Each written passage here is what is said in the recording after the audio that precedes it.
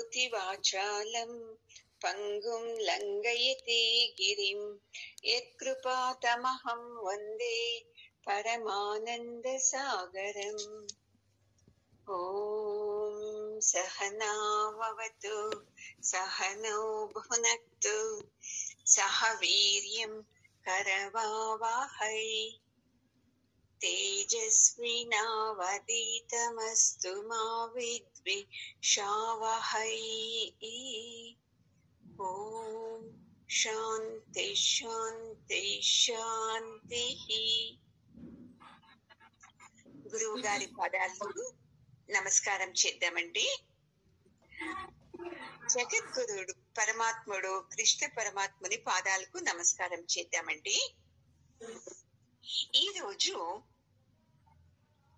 19వ ಶ್ಲೋಕಂ ಅಂడి. ಇವತ್ತು 18ನೇ ಶ್ಲೋಕ ಅಲ್ವಮ್ಮ? ಯಾರು ಇವಾಗ ಜಾಯಿನ್? ಶಿತು ತದ್ವಿದ್ದಿ येन सर्वमिदं ततं विनाशमव्ययस्यास्य न कश्चित् कर्तुमर्हसि। వెనకటి శ్లోకంలో అర్జునుడు చెప్పాడు కదా, అయ్యో వాళ్ళందరూ చనిపోతారే, అందుకే నేను యుద్ధం చేయను అని చెప్పాడు కదండి. అందుకే ఇప్పుడు పరమాత్ముడు చెప్తున్నాడు, ఎవ్వరూ చనిపోరు, ఆత్మ చనిపోదు, ఈ దేహం చనిపోతుంది. ఎందుకంటే ఆత్మ అనేది ఈ భూమండలం మొత్తం వ్యాపించింది, అన్నింటిలోనూ ఉండేది ఆత్మనే. ఆత్మ అవినాశి, అంటే అది ఎప్పుడు నాశనం కాదండి. ఎందుకు ఇలా దుఃఖపడుతున్నావు అర్జున? వాళ్ళు చనిపోతారే, మా గురువు గారు చనిపోతారు, మా తాత చనిపోతారు, ఇది పాపం అవుతుంది, ఇలాంటి యుద్ధం చేయకూడదు, ఇన్ని చెప్పాడు కదా 1వ అధ్యాయంలో. అందుకని పరమాత్ముడు చెప్తున్నాడు, ఈ దేహం మరణిస్తుంది అర్జున, అంతే తప్ప ఆత్మ మరణించదు. బాగా అర్థం చేసుకో. ఎందుకు దుఃఖం అంటే అందరికూను అయ్యో చనిపోతానేమో నేను, మా వాళ్ళు చనిపోతారేమో అని దేహాన్ని పట్టుకొని మనము బాధపడుతూ ఉన్నామండి. దేహం అనేది ఇంత మన ప్రారంధానికి తగినంత ఇంత ఆయస్సు ఉంటాది కదండి. నా ప్రారంధంకు 80 సంవత్సరాలు ఉండొచ్చు, ఇంకొకరికి 70 ఉండొచ్చు, ఇంకొకరికి 100 సంవత్సరాలు ఉండొచ్చు. వాళ్ళ ప్రారంధంతో వచ్చింది ఈ ఆయస్సు. ఈ ఆయస్సు మీరి తర్వాత 1 సెకండ్ కూడా ఉండలేం మనము భూమి మీద. పరమాత్మ దగ్గరకు ప్రయాణం కావాల్సిందే. అలా ప్రయాణం అయ్యేది ఈ దేహం అవుతుంది అర్జున. ఈ ఆత్మ అనేది సదా శాశ్వతంగా ఉంటుంది. అందువల్ల నీవు బాధపడకు అని చెప్తున్నారు. 1వ అధ్యాయంలో ఏమేం చెప్పాడు? అయ్యో నీకు తెలివి లేదు కృష్ణ, ఎందుకు మనం ఇలా యుద్ధం చేసేది, మనకు అక్కర్లేదు, ఈ రాజ్యం వద్దు, ఈ భోగాలు ఏది వద్దు అన్నాడు కదా. అప్పుడు పరమాత్ముడు అంతా విన్నాడు, భ్రమతో ఏదేదో వాగుతున్నాడు, వాగని అని అంతా విన్నాడు. విన్న తర్వాత ఇప్పుడు ఒక్కొక్కటి బాణం వదులుతున్నాడు, మాటలనే బాణాన్ని. మనము అంతే కదండి. సంసారంలో కోపం వచ్చిందా ఇక ఆగలేము. మనకి ఏదేది తిట్టాలి అనిపిస్తుందో అన్ని తిట్టేస్తాము. తిడతామా లేదా? తర్వాత ఎప్పుడో తెలివి వచ్చినప్పుడు అయ్యో నేను అనకుండా ఉండాల్సిందే అని అప్పుడు పశ్చాత్తాపం పడతాం. అందుకే ఈ జ్ఞానం మనలో వెళ్ళింది అంటే అనవసరంగా కోప్పడేది, అనవసరంగా ఎదుటి వాళ్ళని తిట్టేది, వేరే వాళ్ళ మీద చాడీలు చెప్పేది, ఇవన్నీ తగ్గిపోతుంది చూడండి. అందుకే అర్జున, ఈ ఆత్మ అనేది నాశనం కాదు కదా, ఆ నాశనం కాని వస్తువు పరమాత్ముడు. అలాంటి వాణ్ణి నీవు చంపలేవు, నేను చంపలేను. చూడండి పరమాత్ముడు ఎంత బాగా చెప్తున్నాడు. ఎవరికి చంపే కానే కాదు.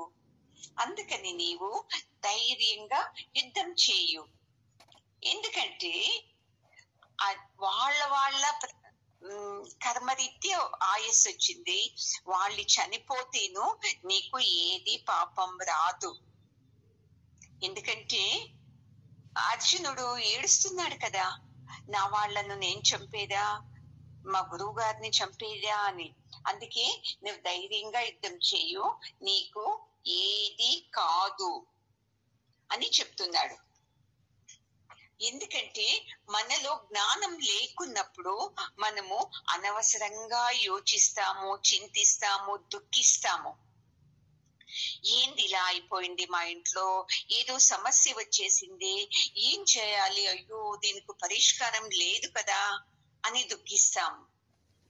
బాగా యోచించండి, సమస్య ఎక్కడ ఉంటదో దాని వెనకాలే పరిష్కారం ఉంటది.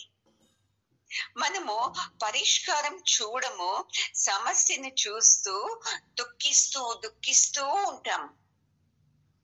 అర్జునిలాగా అర్జునుడు ఎంత చిన్న విషయానికి దుఃఖిస్తున్నాడు చూడండి.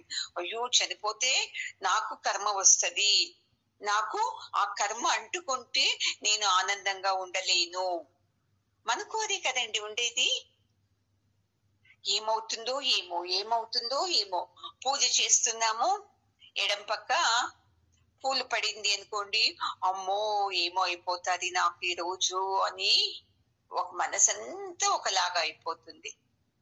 లేదు దీపం వెలిగించేటాము, దీపం ఆరిపోతే ఏమవుతుందో ఏమవుతుందో అని అప్పుడు చింతిస్తాము. అంతకైతే పర్లేదు. ఇంకా కొంతమంది పోయి పురోహితుల్ని అడగటము, ఏం చేయాలండి, మా ఇంట్లో పూజ చేసేటప్పుడు దీపం మారిపోయింది, ఎడం పక్క పువ్వు పడింది, ఏం చేయాలి అని అక్కడకు వెళతారు. ఏది కాదు చూడండి. ఇది ఏ టైంలో మనకు ఏం కావాలని ఉంటుందో అదే అవుతుంది. బాగా యోచించాలి చూడండి. మనము ఇలాంటి జ్ఞానం రావాలి అంటే మనం ఏం చేయాలి తెలుసా? గురువు దగ్గరకు మనమే వెళ్ళాలి. వెళ్ళి గురువు దగ్గర సాధన చేస్తూ మన అజ్ఞానాన్ని తొలగించుకున్నప్పుడు ధైర్యంగా ఉంటాం. మనం ఏ సమస్యలు వచ్చినా మనమే పరిష్కారం చేసుకుంటాం. ఇంత విషయానికి నేను ఎందుకు బాధపడటము అని. అర్జునునికి అంతే. ఇప్పుడు నాది సమస్య వచ్చింది, కృష్ణునికి ఏమీ సమస్య లేదు, కృష్ణునికి బాధనే లేదు, ఇంతమంది చనిపోతారన్నను బాధనే లేదు అని దుఃఖిస్తున్నాడు. కానీ వాళ్ళ ప్రారంధంతో వాళ్ళు చనిపోతారు. యుద్ధరంగంలో రెండు పక్షాల్లోనూ చనిపోతారు అనే జ్ఞానమేమీ లేదు అతనికి. వాళ్ళు చనిపోతే ఎలాగా, వీళ్ళు చనిపోతే ఎలాగా అంటున్నాడు కదా. అందుకే పరమాత్ముడు చెప్పేది, ఈ జ్ఞానం తీసుకోండి మీరు, అప్పుడు ఎవరి గురించి బాధపడరు అని. మనము ఆ జ్ఞానం తీసుకోవడానికే వెనక ముందు చూస్తాము. ఎందుకంటే డబ్బులు ఇచ్చి మనము సత్సంగంకి వెళితే ఒక వాల్యూ ఉంటుంది, అమ్మో డబ్బు ఇచ్చాను క్లాస్కి వెళ్ళాలి అని. ఇది ఇంకోటి. రెండవది, మనము ఎక్కడో వెళ్ళాల్సిన అవసరం లేదు, అంత దూరం వెళ్ళాలి, బస్సు మార్చుకొని వెళ్ళి సత్సంగం వినాలి అనేది కూడా లేదు కదండి. ఇక్కడ హాయిగా మీరు ఎక్కడ కూర్చున్నారో అక్కడ ఒక ఫోన్ లో ఒక స్విచ్ నొక్కారంటే చాలు, ఈ సత్సంగం మీ ఇంటికే వచ్చేస్తుంది, మళ్ళీ ఫీజు లేదు. అలాంటప్పుడు మనకి ఏమైపోతుంది అంటే, ఏమండి ఇది క్లాసు అని ఏదో భావం వచ్చేస్తుంది. అందుకంటే కష్టం పడితేనే మనకు సుఖం అనిపిస్తుంది. ఇక్కడ కష్టం పడకుండా వస్తుంది కదా జ్ఞానము, మనకు తొందరగా అర్థం కాదు. అర్జునులాగా పరమాత్ముడు పక్కలోనే ఉండి బోధిస్తున్నాడు అర్జునునికి, అయినా అర్థం కాదు. ఇంకా ఇక్కడి నుంచి నేను చెప్తుంటే మీకు అర్థం అవుతుందా? కాదు కదండి. అందుకే ఎప్పుడు జ్ఞానం వైపు మన మనసు ఉండాలి, అప్పుడు మనకు ఆనందం కలుగుతుంది. అందుకే అర్జున, మన ఈ దేహానికి చావు ఉంది, కానీ మన ఆత్మకు చావు లేదు. ఇది అవినాశి, బాగా తెలుసుకో, నువ్వు దుఃఖపడకు అని సమాధానం చేస్తున్నాడు. ఇప్పుడు 18వ శ్లోకం అండి. అంతవంతైమే దేహాః నిత్యస్యోక్తా శరీరిణః అనాశినో ప్రమేయస్య తస్మాద్యుధ్యస్వ భారత. ఈ ఆత్మ ఎలా ఉంటుంది తెలుసా? భయపడుతున్నావు కదా అర్జున నీవు. ఆత్మను మనము ఇంత పెద్దది ఇంత చిన్నది అని లెక్క వేసేదానికి కాదు. అవుతుందా అండి? కానీ కాదు. అంత ఈ ఆత్మాన్ని నీవు పట్టుకొని అయ్యో ఆత్మకేమో అయిపోతుందో అని కూడా భయపడుతున్నావే. నీవు ఇవేమి యోచించకుండా నీవు యుద్ధం చేయనన్నా అని ఎంత సమాధానంగా చెప్తూ ఉన్నాడు చూడండి. మనందరికీ ఇదే బాధ కదా.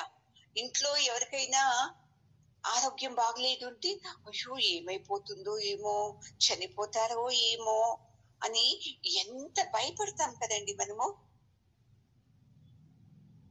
మనకు ఇది అర్థమే అవటం లేదు. ఈ దేహం చనిపోయి ఇంకో దేహాన్ని వెతుకుంటుంది.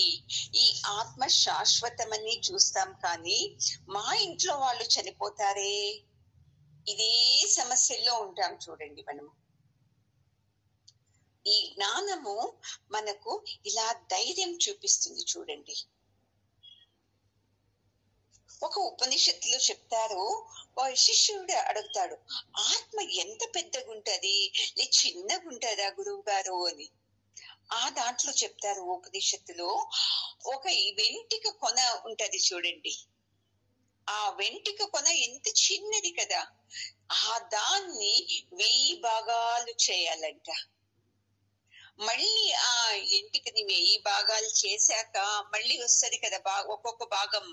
మళ్ళీ ఆ ఒక్కొక్క భాగాన్ని 100 భాగాలు చేయాలంట. అంత చిన్నది ఆత్మ అని చెప్తారు చూడండి. ఒకరికి అర్థం కాలేకున్నందుకు అడిగాడు అతను గురువు గారిని, ఎలా ఉంటుంది ఆత్మ, పెద్దదా చిన్నదా అని. చూడండి, అంత చిన్న ఆత్మకి ఎంత శక్తి ఉంది. ఆ ఆత్మ మనలో ఉన్నందుకే కదండి మీరు సత్సంగం కూర్చొని వింటున్నారు, నేను మాట్లాడుతున్నాను. లేదు అంటే, ఆత్మశక్తి మనలో లేదు అంటే సత్సంగం నేను చెప్పడానికి కాదు, మీరు వినడానికి కాదు కదండి. ఇలా అర్థం చేసుకోవాలి. నేను బాధపడుతున్నానే, దుఃఖిస్తున్నానే, నా కుటుంబంలో ఎవరికన్నా ఏదన్నా అయిపోతే నేను ఎలాగా జీవించేది? ఎవరు లేకోకున్నాను మన జీవితము నడుస్తారండి. నడుస్తారా లేదా? చిన్నప్పుడు ఏమనుకున్నాము, అమ్మో మా అమ్మ నాన్నని వదిలి నేను ఉండక సాధ్యమే కాదు అనుకున్నాము. పెళ్ళైన తర్వాత అత్తగారింటికి వచ్చాము, అమ్మ నాన్నని వదిలి లేమా ఇప్పుడు మనము? ఎంతమంది చూడండి, వాళ్లకు చిన్న వయసు అప్పుడే భర్త చనిపోతాడు, అయ్యో నా భర్త లేక ఉండలేను, నా భార్య లేక ఉండలేను అంటారు. మళ్ళీ ఉన్నారా లేదా అండి? కొంతమందికు పిల్లలు పుట్టినప్పుడే చనిపోతూ ఉంటారు, నా బిడ్డ లేక నేను బ్రతకలేను అంటారు. బ్రతకలేరా? మన భ్రాంతి, వ్యామోహం ఇది. అర్జునునికి ఎలాగా వ్యామోహం వచ్చిందో మనందరకు ఇది ఉంది చూడండి. వాళ్ళు లేకుంటే నేను ఉండలేను, వీళ్ళు లేకుంటే నేను ఉండలేను. అమ్మగారులు నేను వంట చేయలేకుంటే ఇంట్లో అసలే భోంచేయరండి, పిల్లలు కూడా తినరండి అంటారు. సత్సంగానికి ఎందుకు రాలేదు అంటే, అయ్యో ఈ రోజు మా ఆయన వచ్చే టైం అయిందండి, వంట చేయాలి అంటారు. అదే అండి, మీకు ఒక వారం హెల్త్ బాగలేదు, ఆపరేషన్ ఏదో ఒక సమస్యతో అడ్మిట్ అయ్యారనుకోండి, అప్పుడు ఇంట్లో వాళ్ళు మీరు ఇంటికి వెళ్లే వరకు భోంచేయరా, పడుకోరా? అన్ని టైం సరిగ్గా, కొద్దిగా లేటు ఎక్కువ తక్కువైనా తింటారు, పడుకుంటారు, అన్ని చేస్తారు. అయితే మన మనసులో ఏమి, నేను లేకుంటే కాదు, ఇలా ఫిక్స్ అయిపోయాం మనము.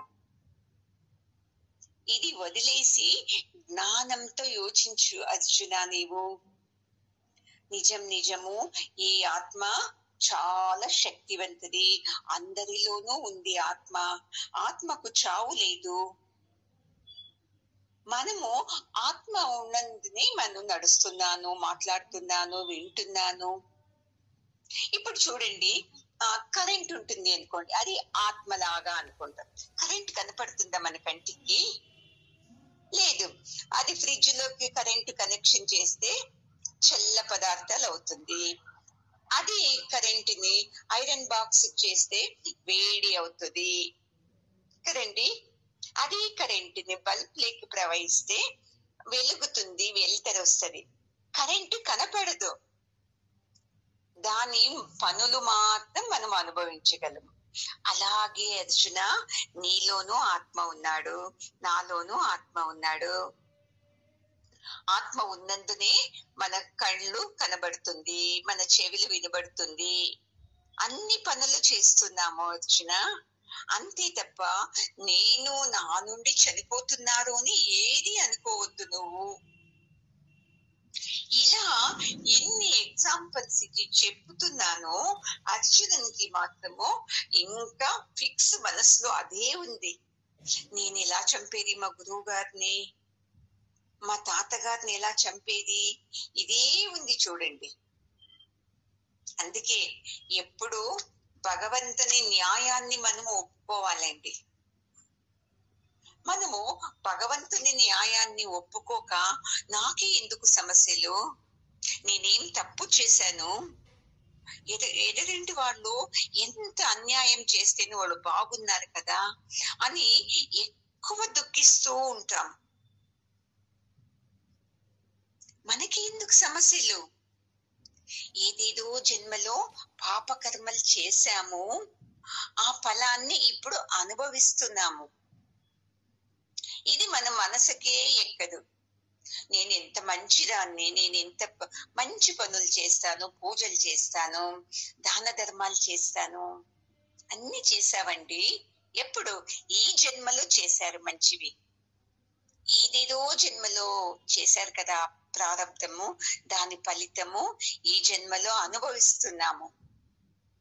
అయ్యో, ఇలాంటి భార్యనా, ఇలాంటి భర్తనా, ఇలాంటి బిడ్డలా, ఇలాంటి అత్త మామలా అని ఏడుస్తూ కూర్చుంటే ఏం ప్రయోజనం ఉండదు. మనమే భజగోవిందంలో చెప్పాను కదా, మనమేనే పాపాలు పుణ్యాలు చేస్తాము, పరమాత్మ దగ్గర వెళతాము. చూడు, నేను ఈ పాపకర్మం చేశాను, నాకు ఇలాంటి శిక్ష విధించు అని నేనే తెచ్చుకున్నాను. నా జాతి, నా రూపము, నా ఆరోగ్యము, నా సుఖాలు సంతోషాలంతా మంచి కర్మలు చేస్తే మంచివి తెచ్చుకున్నాము. చెడ్డ కర్మలు చేసి ఏం తెచ్చాము?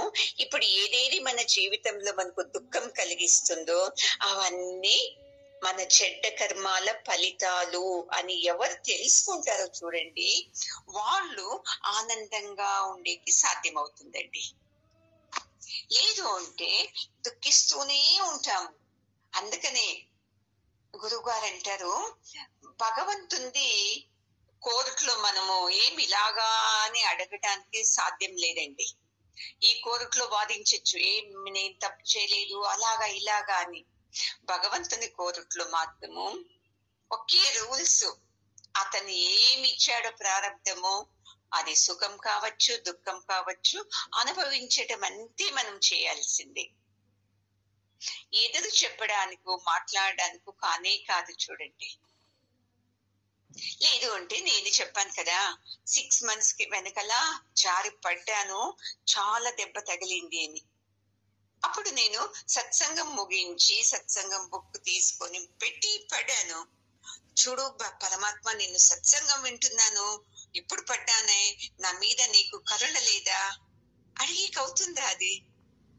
ఎంత సత్సంగమం విన్నందుకు పుణ్యం పళ్ళతోనే కొద్దిగా తప్పించుకొని, లేదు అంటే ఈ వెమక ఇరిగిపోయింటే కదండి. ఇలా మనం విశాలంగా యోచించాలి. ఆ సత్సంగం విన్నందునే ఇంతలో తప్పించుకున్నాను పరమాత్మ అని. నేను ఎందుకు జారిపడాలి, నాకే ఎందుకు కావాలి, ఇలా దెబ్బ ఎందుకు తగలాలి అని నేను ఏడుస్తూ కూర్చో ఉంటే బయటికి రాలేను. ఏ సమస్యలు వచ్చినా మీ జీవితంలో తక్షణం ఒక వెలుగు వెలగాలి. స్విచ్ వేసిన వెంటనే లైట్ ఎలా వెలుగుతుందో అలా మీలో ఒక వెలుగు రావాలి. ఏంటి ఆ వెలుగు అంటే ఈ జ్ఞానం అనే వెలుగు. అయ్యరే సమస్యలు నాకొచ్చిందే, ఏమి అతను ఇలా అనేసాడే నన్ను, అంతేలేండి నేను ఒకరికి ఏదో ఎప్పుడో దుఃఖించాను అందుకే నాకు వచ్చింది అని అనుకుంటే అర్థం ప్రెషర్ దిగిపోతుంది మనకు. అలా అనుకోము. ఎందుకు అనాల్సింది? వాళ్ళ ఇంటికి వెళ్ళానా, వాళ్ళకి తిన్నానా, నన్నే ఎందుకన్నారు అని బాధపడతాం. ఈ ప్రకృతిలో బాగా తెలుసుకోండి, ఏదో కారణం ఉంటేనే కార్యం జరిగేది ఏంటి, కారణం లేక ఏ కార్యము జరగదు. అలాగే అర్జున, ఇప్పుడు ఇంతమంది సైనికులు నీ పక్షంలో ఉండేవాళ్ళు, ఎదుటి పక్షంలో ఉండేవాళ్ళు చనిపోవాలి అని ఉంటే ఏదో కారణం ఉంది. అందుకే ఈ యుద్ధం అనే కార్యం జరుగుతుంది. నీవు ఇక ఏమీ యోచించకుండా యుద్ధం చేయి. నీవు ఇంతకన్నా ఇంకా మార్గమే లేదు.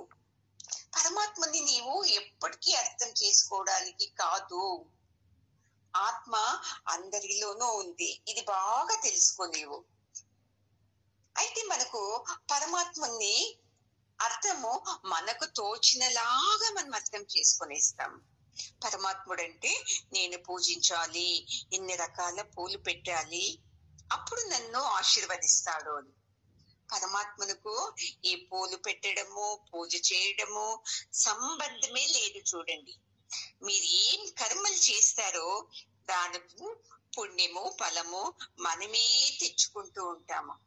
ఇది బాగా అర్థం చేసుకోండి. చూడండి, ఇది మీకు అర్థం అయిపోయింది అనుకోండి, ఇక మీదట మీరు ఎప్పుడు ఏడవరు. ఏందప్పా నా సమస్యలు, నా జీవితము, అయ్యో ఇలాంటి జీవితమా అనేది వెళ్ళిపోయేస్తుంది. అవును, నేను తెచ్చుకున్న కర్మతో నాకు ఇలాంటి జీవితం వచ్చింది, అయితే నేను బాధపడను. ఈ సత్సంగం జ్ఞానంతో నా సమస్యల్ని నేనే పరిష్కరించుకుంటాను అని మీకు వచ్చింది అనుకోండి, మీరు తపస్సులో గెలిచినట్టే అర్థమండి. లేదు అంటే ఓడినట్టే. ఒక ముని తపస్సు చేస్తాడండి. అతని మర్దన అనే ఋషి తపస్సు చేస్తాడు. అతని భార్య దేవహూతి అని. తపస్సు అంతా చేస్తాడు, 90 సంవత్సరాలు తపస్సు చేస్తాడు. చూడండి, తపస్సు చేసిన తర్వాత కళ్ళు తెరుస్తాడు. పరమాత్ముడు అడుగుతాడు, ఏం వరం కావాలి నీకు అని. అట్లా అడిగిన వెంటనే తన ఎదుటుగా ఒక చాలా ముస్లామి కూర్చొని ఉంటుంది. అతన్ని చూసేస్తాడు, ఆమెని చూస్తాడు. అతను కనుక్కోలేకపోతాడు. ఎవరు నీవు అని అడిగితే ఆమె చెప్తుంది, నేనండి మీ భార్యని దేవహూతిని. మీరేమో 90 సంవత్సరాల కింద తపస్సు కూర్చొనేశారు, నేను తపస్సు చేయలేదు, ఇలాగే జీవిస్తూ కూర్చున్నాను అని అంటది. అతనికి చాలా దుఃఖం కలుగుతుంది. ఎందుకంటే యవ్వనంలో కూర్చున్నాడు తపస్సుకు. అప్పుడు అతని భార్య కూడా చాలా అందంగా ఉందండి. ఇప్పుడు చూస్తే ఆమె ఎంత వయసు అయిపోయింది, వృద్ధురాలైపోయింది. వెంటనే అతనుకు బాధ కలిగేస్తుంది. పరమాత్ముడు ఏం వరం కావాలి అంటే ఏం అడుగుతాడు తెలుసా? నాకు మంచి యవ్వనం కావాలి, నా భార్య కూడా మంచి యవ్వనం కావాలి అని అడుగుతాడు. ఎంత తెలివి తక్కువ చూడండి. యవ్వనంలో ఉండి నీవేనే అది వేస్ట్ చేసుకొని తపస్సు చేసి మళ్ళీ పరమాత్ముడు ప్రత్యక్షుడైతే నీవేం అడగాలి? ముక్తి వైపు వెళ్ళాలి అని అడగాల? మళ్ళీ ఇవన్నీ అనుభవించేకి నాకు నా భార్యకు యవ్వనం కావాలి అని అడుగుతారా? ఇది అజ్ఞానం అనేది. చూడండి, ఎవరికి గురువు దొరుకుతారో వాళ్ళు జ్ఞానంతో యోచిస్తారు, ఎవరికి గురువు లేదో వాళ్ళు అజ్ఞానంతో యోచిస్తారు. అంతే. చూడు అర్జున, నీవు ఇప్పుడు జ్ఞానంతో యోచించు. వాళ్ళ కర్మలు ఏదేది ఉంటుందో వాళ్ళు అనుభవించాలి. కర్మలు అంటే పనులు అని కూడా అర్థం చేసుకోవాలి. ఇప్పుడు ఎదుటి పక్షంలో వాళ్లకు యుద్ధం చేయాలి అనేది ఉంది, అందుకే వచ్చారు. మన కర్మలోనూ యుద్ధం చేయాలి అని ఉంది, మనము వచ్చాం తప్ప ఇలా బాధపడకుండా నీవు యుద్ధం చేయి అర్జున అని చెప్తాడు. అయినా అర్జునునికి అర్థమే కాలేదు. మనకు అంతే కదండి, జ్ఞానం అర్థం కాదు. ఇలాంటి పూజ చేయి, నువ్వు ఉపవాసం ఉండు, నీకు మంచిదవుతుంది అంటే వెంటనే అలాగే ఉండేస్తాము. అలాగే అర్జునుడు అయిపోయినాడు. ఇప్పుడు తెలిసిపోయింది పరమాత్మనికి, ఎంత చెప్పినా అర్థం కాలేదు, చూద్దాము, ఇంకొక ఎగ్జాంపుల్ ఇచ్చి చెబుతాము అనేసి మళ్ళీ చెప్తున్నాడండి. యయేనం వేత్తి హంతారం యశ్చైనం మన్యతే హతం ఉభౌ తౌ న విజానీతః నాయం హంతి న హన్యతే.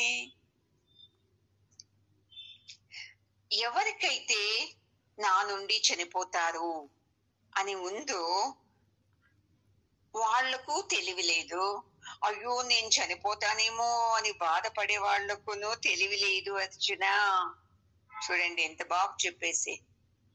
ఎందుకంటే నాలో ఉండేది ఆత్మ, నేను చనిపోను, నేను ఎప్పటికీ ఉంటాను, అవినాశిని, నా దేహం మరణిస్తుంది అని తెలుసుకుంటే వాడు జ్ఞానవంతుడు. అలాగే అర్జున నీవంటున్నావు కదా, మా గురువు గారు నా నుండి చనిపోతారే, మా తాతగారు చనిపోతారే అని. మీ తాతగారి దేహాన్ని, గురువు గారి దేహాన్ని, సైనికుల దేహాన్ని చంపొచ్చేమో కానీ గాయపరచచ్చు, కానీ వాళ్లలోని ఆత్మని నీవు ఎప్పటికీ గాయపరచడానికి సాధ్యం లేదు. ఇది బాగా తెలుసుకో అర్జున నీవు అని ఒకే మాటలో ముగిచ్చేస్తాడు. చూడండి ఇంత సత్యం కదండి. మనల్ని ఎవరు చంపేక్కడ సాధ్యము? ఎందుకంటే నేను ఆత్మస్వరూపిని కదా. నేను ఆత్మస్వరూపి అయితే నీవు ఆత్మస్వరూపివే. అందరూ ఆత్మస్వరూపులైనప్పుడు ఎవరిని ఎవరు చంపుతారు? ఈ దేహానికి దెబ్బ తగులుతుంది, దేహం చనిపోతుంది, ఆత్మ ఎప్పటికీ చావదు. బాగా అర్థం చేసుకో అర్జున. అందుకే నీవు ధైర్యంగా యుద్ధం చేయి అని చెప్తాడు. అయినను తెలుసు కదా అర్జునుడు మన స్వభావం, ఒక మాట వింటామా మనము? ఎన్ని తూర్లు మంచిది చెప్పినా వినము. మనం వాదిస్తూనే ఉంటాము. ఎప్పుడో మనకు జ్ఞానం వచ్చినప్పుడు అయ్యో నా తప్పైపోయింది, సారీ అని అప్పుడు చెప్తాము. మొదటి మనము ఎదుటి వాళ్ళ మాట వినం, మనకు తగినట్టి వాదిస్తాం. ఇది మన స్వభావం. అర్జునునికి ఉండేలాగా మనకు అంతే. అందుకే ఇప్పుడు ఇంకా కొద్దిగా గట్టిగా చెప్తున్నాడు పరమాత్ముడు. నజాయతే మ్రియతే వా కదాచిత్ నాయం భూత్వా భవితా వా న భూయః అజో నిత్య శాశ్వతోయం పురాణో నా హన్యతే హన్యమానే శరీరే. అర్జున నేను గట్టిగా చెప్తున్నాను విను. ఆత్మకు పుట్టుక లేదు, చావును లేదు. ఇప్పుడు చస్తే కదా మళ్ళీ మరణం జననం వచ్చేది. మరణం లేని వాళ్లకు జననము లేదు. అందుకే అర్జున ఆత్మకు చావు లేదు, మళ్ళీ మరణము పుట్టుక లేదు. అయ్యో అప్పుడు పుట్టింది ఆత్మ, ఇప్పుడు మరణిస్తుంది అనడానికి. ఆత్మ అప్పుడు ఉంది, ఇప్పుడు ఉంది, ముందుకు ఉంటుంది. ఇలా నీవు అర్థం చేసుకోవాలి. నీవు అది అర్థం చేసుకోకుండా నీకు తెలిసినట్టే ఏదో జ్ఞానం నాకుంది అన్నట్టే నీవు యోచిస్తున్నావు కదా, అది తప్పు. అది ఎప్పుడు శాశ్వతం ఉంటది. అది ముందు నుండి ఉంది ఆత్మ. ఇది అర్థం చేసుకున్నావంటే నీకు యుద్ధం చేయడానికి బలం వస్తుంది. లేదు అంటే బలం వస్తుందా? రాదు. ఇప్పుడు చూడండి, శరీరానికి 6 వికారాలు ఉంది. అస్థి, జాయతే, వర్ధతే, విపరిణమతే, అపక్షీయతే, వినశ్యతి అని ఉంది. మళ్ళీ ఈ దేహానికి ఒక డేట్ ఆఫ్ బర్త్ ఉంది కదండి. ఇన్నో సంవత్సరం అప్పుడు పుట్టాము, ఇంత ఈ రోజు ఇలాంటి రోజు ఇన్ని గంటలకు అని. చనిపోయాక దానికి ఒక డేట్ ఉంది. ఇది దేహానికి తప్ప ఆత్మకు డేట్ ఆఫ్ బర్త్ లేదు. మళ్ళీ అయ్యో ఆత్మ చనిపోయింది అని ఆ డేట్ కూడా లేదు అర్జున. చూడండి ఎంత బాగా చెప్తా ఉండేది. ఈ దేహం ఇది కొద్ది సంవత్సరాలు, కొద్ది రోజులు, కొద్ది గంటలు ఉండి వెళుతుంది. ఈ దేహానికి ఇవన్నీ ఉంది. పుట్టుక ఉంది, మరణం ఉంది అర్జున. అయితే ఆత్మకు పుట్టుక లేదు, మరణము లేదు. అందుకని నీవు ధైర్యంగా ఉండు. నీ నుండి ఎవ్వరూ చనిపోయేకి సాధ్యమే లేదు. ఎందుకంటే ఆత్మకు చావు లేదు కదా. ఇలా అర్థం చేసుకో నువ్వు, అప్పుడు నీకు అర్థం అవుతుంది కదా అని మళ్ళీ చెప్తున్నాడు. చూడు అర్జున, నీవు ఇంత చెప్తున్నా నీకు అర్థం కాలేదు. నాకు అర్థం అవుతా ఉంది. నీ మనసులో ఈ పాప పుణ్యము అనేది నిండుకొని వెళ్ళిపోయింది. ధర్మము అధర్మము అనేది నిండుకొని వెళ్ళిపోయింది. పెద్దవాళ్ళకు గౌరవించాలి, అది ధర్మము, కరెక్టే. అది గురువు గారిని గౌరవించాలి, పూజించాలి, అది ధర్మమే. ఎప్పటి వరకు? అది వాళ్ళు న్యాయంగా ఉండే వరకు మనం అవన్నీ చేయాల్సిందే. ఇప్పుడు మీ గురువు గారు ఏం చేశారు? అధర్మం వైపు ఉన్నారు. మీ తాత ఎక్కడున్నాడు? అధర్మం వైపు ఉన్నాడు. ధర్మంగా ఉంటే మీ పక్క రావాల్సింది కదా, ధర్మవంతుల పక్క రావాల్సింది కదా. అధర్మంలో ఉన్నందుకే తన శిష్యుడు నాకు అన్నం పెడుతున్నాడు కదా అని కౌరవుల పక్క చేరిపోయాడు. మీ తాత అయ్యో వీళ్ళు నాకు అన్నం పెడుతున్నారు కదా అని వాళ్ళ పక్క చేరిపోయారు. అలాంటి అధర్మము వాళ్ళ గురించి నీవింత బాధపడుతున్నావు కదా. నీవు బాధపడటానికి సాధ్యం లేదు అని ఇంకో శ్లోకం చెప్తారు చూడండి. వేద వినాశినం నిత్యం యయేనమజమవ్యయం కథం స పురుష పార్థ కంగాతయతి హంతికం. అంటే ఈ ఆత్మ ఇది చావు లేదు, ఇది ఎప్పుడు ఉండేది. దీనికి ఎప్పటికీ చావు లేదు. అలాంటప్పుడు నువ్వెందుకు ఇంత బాధపడుతున్నావు?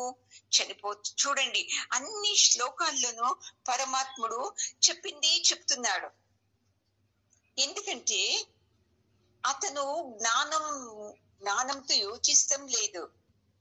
ఇదే నాదే కరెక్ట్, కృష్ణంది తప్పు, ఇలా యుద్ధం చేయకూడదు, పెద్దవాళ్ళని చంపకూడదు, వాళ్ళ మీద యుద్ధం చేసి వాళ్లకు రక్తపాతం కలిగించకూడదు, ఇదే మైండ్ సెట్ లో ఉన్నాడు.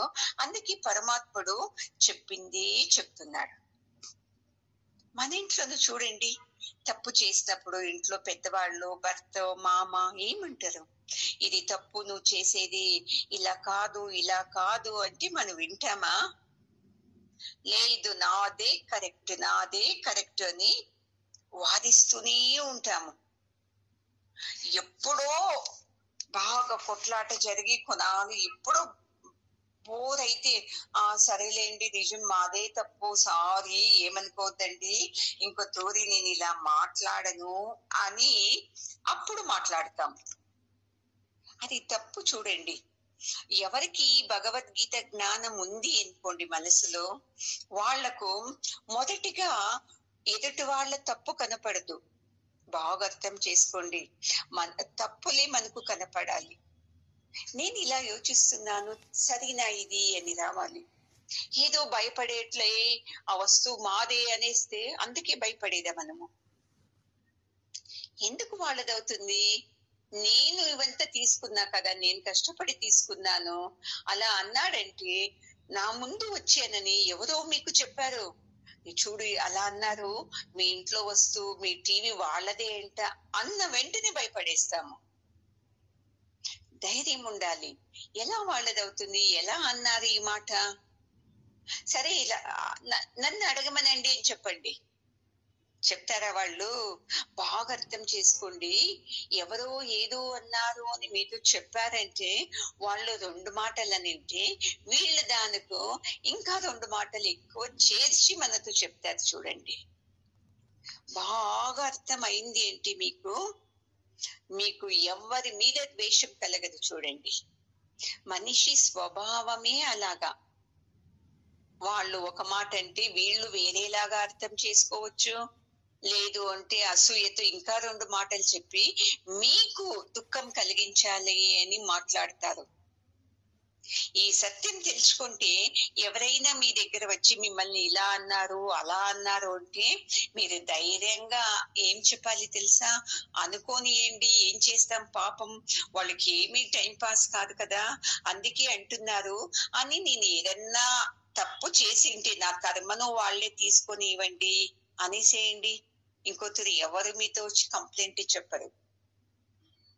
చెప్తారా? అందుకే ఎందుకు మనం ఇలా మోసపోతాము అంటే మన అజ్ఞానం. మీరే చెప్పారు కదా గురువు గారికి గౌరవం ఇవ్వాలి అని. ఇప్పుడు అదే గురువు గారితో ఎలా ఎదురు మాట్లాడేది? చూడు, మమ్మల్ని ప్రశ్న వేసేస్తారు. 1వ తరగతిలో చెప్తాము, 2వ తరగతిలో చెప్తాము, 3వ తరగతిలోనూ చెప్తాము గురువు గారిని పెద్దల్ని గౌరవించాలి అని.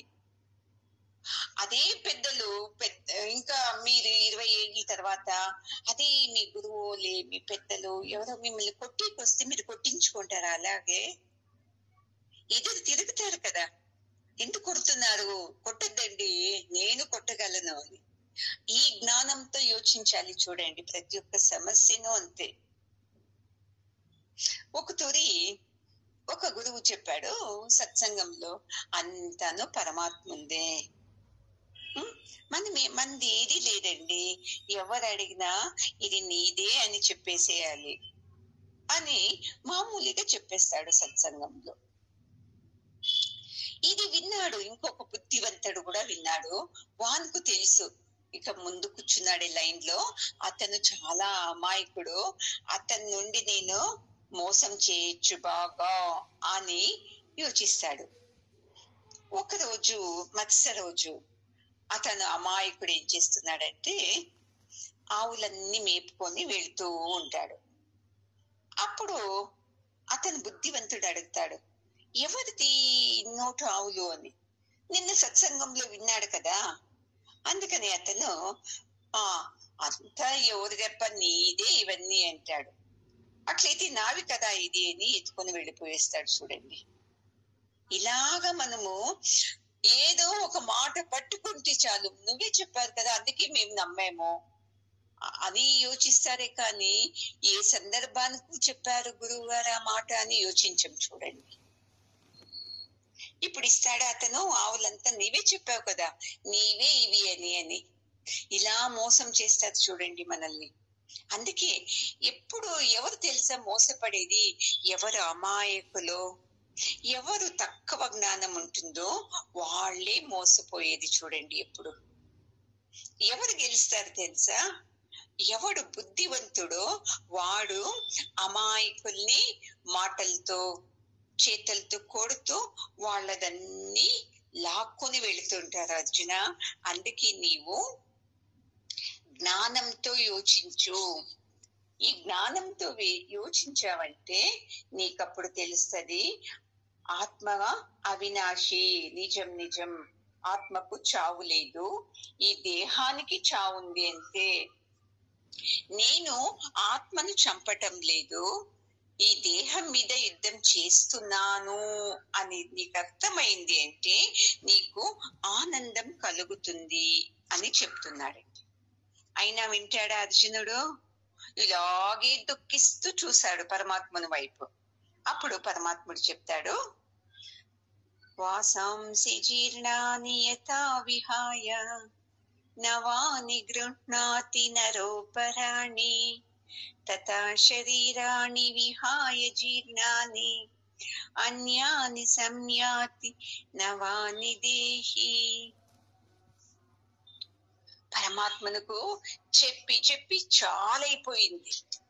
ఎంతని జ్ఞానం నింపుతుంటేనో ఇలానే ఏడుస్తూ ఉన్నాడు కదా, ఎలా చెప్పటం ఇతనుకు అని యోచన వచ్చేసేసింది పరమాత్మతో. అందుకని ఒక ఐడియా చేశాడు.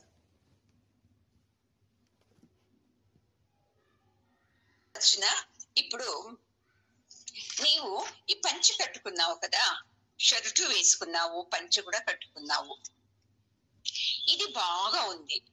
ఎన్ని సంవత్సరాలు వాడగలవు అంటే ఏమి ఒక 8, 9, 10 ఏండ్లు వాడచ్చు. తర్వాత ఏమవుతుంది? అప్పుడు నేనేం చేస్తాను, అయ్యో పాతగా అయిపోయింది బట్టలోని వదిలేసేసి మళ్ళీ కొత్త బట్టలు తొడుక్కుంటాను. తొడుక్కుంటావు కదా, అలాగే అంటే ఈ దేహానికి వయసు అయిపోతుంది. ఈ దేహం వయసు అయ్యాక మనమే అంటాం కదండి, వయసు అయిపోయింది, నొప్పులు బాధ పడలేము, కళ్ళు సరిగ్గా కనపడదు, తింటే జీర్ణం కాదు, నా జీవితమే చాలప్ప అని మనమే అంటాం కదండి. అందుకే అర్జున, ఈ ఆత్మ ఏం చేస్తుంది అంటే మంచి దేహాన్ని వెతుక్కొని వెళ్ళిపోతుంది అని.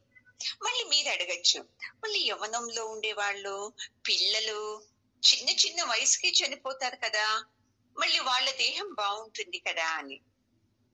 ఎందుకంటే మన ప్రారంభం కొలది మనము ఆయుస్ తెచ్చుకున్నామండి.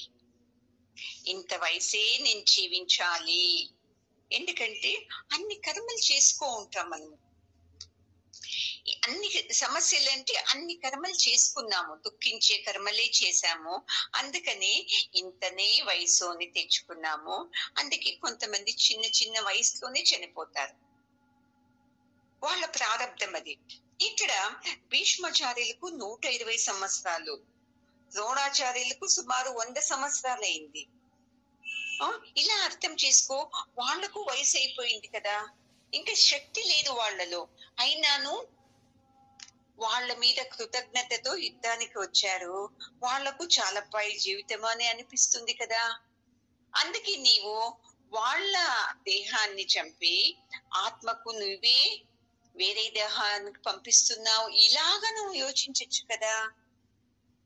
చూడండి ఎంత బాగా చెప్తున్నాడు తెలుసా. ఇప్పుడు చూడు అర్జున, పిల్లలు తెలియక బట్టలన్నీ గలీజ్ చేసుకుని ఇస్తారు. తల్లి ఏం చేస్తుంది, అయ్యో ఇప్పుడే స్నానం చేపించాను మళ్ళీ గలీజ్ అయిందా అని 2 దెబ్బలు వేస్తుంది బిడ్డలకు, మళ్ళీ కొత్త బట్టలు తొడుగుతుంది. అలాగే ఈ ప్రకృతి మాత పరమాత్ముడు ఈ దేహాన్ని వదిలించుకొని ఇంకొక దేహంలోకి వెళ్ళేకి ఈ మార్గం చూపిస్తూ ఉంది. ఇలా అర్థం చేసుకోవాలి మనము. అప్పుడైతే మనకు సంతోషం, అప్ప మన ఇంట్లో వీళ్ళు చనిపోయారు, ఎవరెవరు మన బంధువులు చనిపోయి ఉంటారు కదా, మనకు ఇప్పటికే దుఃఖము, వాళ్ళు నరకంలో ఉన్నారో ఏమో, వాళ్ళకు ముక్తి కలిగిందో లేదో అని బాగా యోచించాలి. మనమంతా మంచి కర్మలే చేశాం కదా, వాళ్ళు మంచి దేహంకి వెళ్ళి ఉంటారు, మంచి కుటుంబంలోనే ఉంటారు అని ఇలా యోచించు అర్జున. పోనీ ఇప్పుడు నీ షర్ట్ చూడు, నువ్వు వేసుకున్నావు కదా, ఇప్పుడు షర్ట్ ని మనము పంచిని ఉతుకుతాం కదండి బాగా, అది 10 ఏళ్ళు వాడతాం, మళ్ళీ అది ఏమైంది, దాన్ని ఇల్లు తుడుచుకునేకి వాడతాము, మళ్ళీ దాన్ని ఏం చేస్తాం, ఇంకా కొంచెం ఇది అయిపోతే దాంట్లో పొయ్యి తుడుస్తాం. ఇది ఇలా ఒకే పంచితో ఎన్ని పనులు చేస్తాము, తర్వాత దాన్ని తీసి పడేస్తాము. అయినాను అది చనిపోయిందా, అది పంచె పోయేసిందా, నామం చేంజ్ అయిందంతే. పంచె నుండి మసిబట్ట అయింది, మసిబట్ట నుంచి ఇల్లు తుడిసే బట్ట అయింది. అలాగే ఈ దేహం అంతే అర్జున, యవ్వనంలో ఇలా ఉంటుంది, వయసు అయ్యాక అలా ఉంటుంది, తర్వాత ఆ బట్ట బాగలేదు, అయ్యో అంత వాడడానికే కాదు అని ఎలా పడేస్తామో, అలాగే ఈ దేహం కూడా ఇంకో దేహాన్ని, ఈ ఆత్మ ఇంకో దేహాన్ని వెతుక్కుంటూ వెళ్ళిపోతుందప్ప. బాగా అర్థం చేసుకో అర్జున, ఈ ఆత్మ ఈ దేహంలో ఎన్ని సంవత్సరాలు ఉండాలి, దాని నుండి ఈ దేహం ఇన్ని భోగాలు అనుభవించాలి, పెళ్లి కావాలి, బిడ్డలు కావాలి, వాళ్ళ జవాబుదారీలు తీరాలి. ఇలా నువ్వు వేడుకొచ్చినంత వయసు నువ్వు అనుభవిస్తావో, నీది ఎంత వేడుకొచ్చావో దానిపైన ఒక్క సెకండ్ కూడా నీవు ఉండలేవు.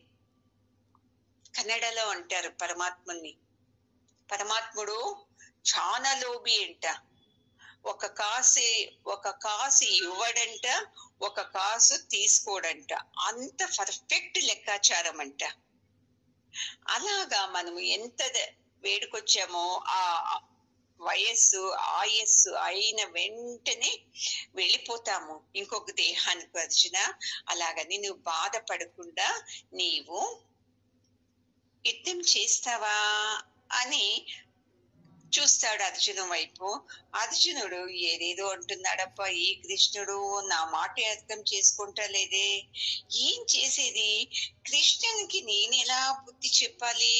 చూడండి, అజ్ఞానంతో శిష్యుడు ఉన్నప్పుడు ఏమొస్తుంది? గురువుకి నేను ఎలా బుద్ధి చెప్పాలి అని యోచిస్తున్నాడు. నేనేదో చెప్తే తనేదో చెప్తున్నాడు కదా కృష్ణుడు. ఎందుకు కృష్ణుడు మనసు ఇలా అయిపోయిందే? నాలాగా యోచిస్తలేడు కదా. యుద్ధం వద్దు అన్న వెంటనే సరే వెళ్ళిపోతాం పదా అని చెప్పకుండా నాకే బుద్ధి చెప్పిస్తాడు కదా అని అహంకారం అర్జునిలో. మనము అతని ప్రతినిధే కదా. ఎవరన్నా అంటే దానికి మనమే విపరీత అర్థాలు ఊహించుకునేది, మనమే కల్పించుకొని ఏదేదో మాట్లాడేసేది. ఎదుటి వ్యక్తి అనుకోకున్నాను ఎంత భ్రాంతిలో ఉంటారంటే, నన్ను అన్నావు, నీవు ఇలాగన్నావు అని వాళ్ళే ఊహించుకునేస్తారు. ఏదో ఒక తూరి అన్నాను, ఆ మాటల్ని నువ్వు పదే పదే పదే పదే అని నన్ను హింసించావు అని కూడా నిందలు వేసేస్తారు. ఎందుకంటే అహంకారం చాలా ఉంటది. వాళ్ళ అహంకారానికి బాధపడేట్లు ఒక్క మాట అన్నామంటే వాళ్ళు తట్టుకోలేరు. ఎందుకంటే ఇన్ని సంవత్సరాలు వేరే వాళ్ళనంతా ఆడిపోస్తూ నాదే కరెక్ట్ అని పెరిగింటారు. ఇక్కడ పరమాత్ముడుకి అవంతా లేవు కదా. అర్జునునికి ములాజు లేకుండా చెప్తున్నాడు. అర్జునునికి తట్టుకోలేయడానికి అయితే లేదు. మనకు అంతే. ఎవరో మంచి మాట గురువు గారు పెద్దవాళ్ళు ఎవరన్నా అంటే, నేను తెలీదా, నాకు ఒక మాట అనిపించుకొని నేను ఇలాగే మాట్లాడతాను, నేనేం ఇంట్లోకి రావాలా వెళ్ళల్లా చెప్పండి అని ఇస్తారు. దానికి మనవుడు అంటాడు, చూడవా నీవు నా మాట వినుకోకుండా ఏదేదో అంటున్నావు, నేను ఇంట్లోకి రావాలా చెప్పు వస్తాను, లేదు అంటే ఇలాగే వెళ్ళిపోయేస్తాను అంటాడు. అమ్మ ఏమి మాట్లాడదు. వెళ్తాడు, 2 బ్యాగుల్లో బట్టలన్నీ సర్దుకొనిస్తాడు, డబ్బులు తీసుకుంటూ ఉంటాడు. అంత లోపల ఏదో మంచి స్మెల్ వస్తుంది. వాళ్ళ అవ్వ అంటది, చూడు బిర్యానీ చేశాను, ఎంత గమగమలాడుతుంది అంటే, సర్లే నేను ఫోన్లే ఇక్కడే ఉంటాను అనేసి బ్యాగ్ లోపలేసేసి ఇంట్లోకి వచ్చేస్తాడు. ఇలా నా మాటే కరెక్ట్ నువ్వు అనకూడదు నన్ను అంటే, అదే అంటారు కదండి, గుమ్మడికాయ దొంగ అంటే భుజాలు తడిపి చూసుకున్నట్లు. ఇలా అజ్ఞానంతో మాట్లాడతారు అర్జునిలాగా. అయినా ఎన్ని సంవత్సరాలు మాట్లాడేకి సాధ్యము? ఎప్పటికైనా అంతే. జ్ఞానం ముందు అజ్ఞానము తల వంచాల్సిందే. పుణ్యం ఎక్కువ ఉంది అనుకోండి, వెంటనే మన తప్పు తెలిసిపోతుంది. అయ్యో వాళ్ళు ఏదో విధంగా అన్న మాటలకి నేను ఇలాగ అర్థం చేసుకున్నానే అని వస్తే వాళ్ళ అది పుణ్యం. అది లేదు ఇంకా నాదే కరెక్ట్ అంటే ఏమి చెప్పడానికి కాదు. ఇప్పుడు అర్జునుడు సేమ్ అలాగే అయిపోయాడు. నా మాట వ్యక్త లేదు కృష్ణునికి, నేనే కరెక్ట్, పనికిరాని మాటలన్నీ చెప్తున్నాడు నాకు, ఏదేదో అలా చెయ్యి, ఇలా అలా ఇలా అని. ఏమని ఇప్పుడు నేను ఆన్సర్ ఇవ్వాలి అని అర్జునుడు ఎలా కృష్ణునికి దెబ్బ కొట్టాలా అని తన బుద్ధితో యోచిస్తూ ఉన్నాడు. అజ్ఞానం బుద్ధితో యోచిస్తూ ఉన్నాడు. ముందుకి ఏమవుతుందో చూద్దామండి. ఓం పూర్ణమదః పూర్ణమిదం పూర్ణాత్